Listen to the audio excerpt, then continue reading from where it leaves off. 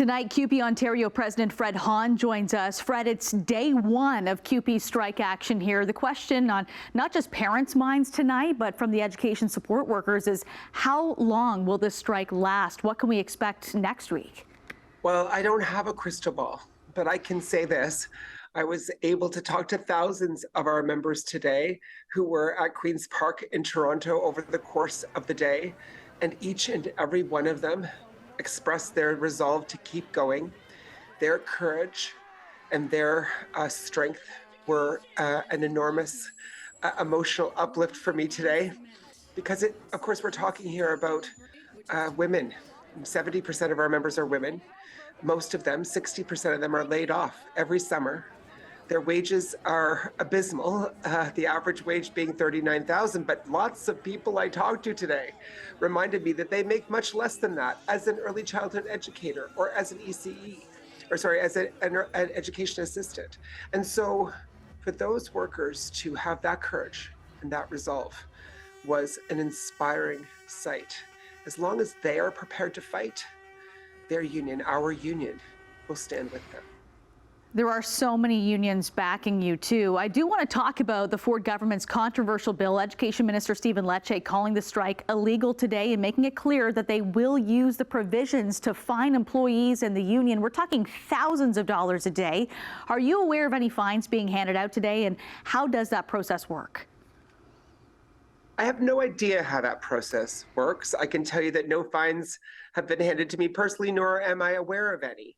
And it would be incredibly, incredibly damaging for the Ford Conservatives to even imagine that they might levy fines against individual workers, 70% of whom are women, who make such low wages. But if they dared to do it, our union has been clear that we will indemnify workers and we will fight every last fine.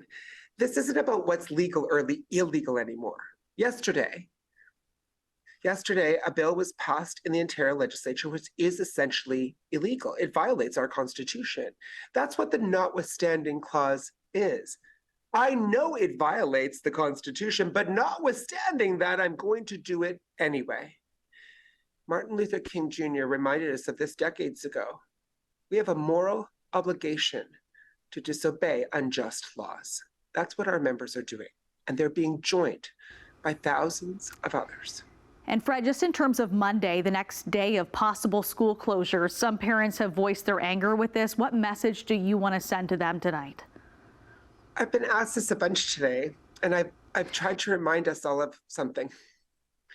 Our members are parents. Parents are workers, and workers are parents. There is no divide there. Parents have contingency plans for their kids all the time. Our members would love nothing better but to go back to their workplaces and do the jobs they love.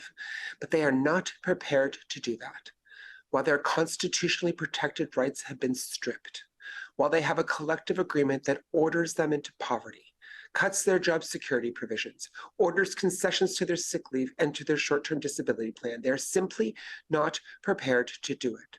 So my message to our members and to parents is that we must stand together. The challenge of our kids not being in school, of our members not being able to go to work, is not a challenge of our members making.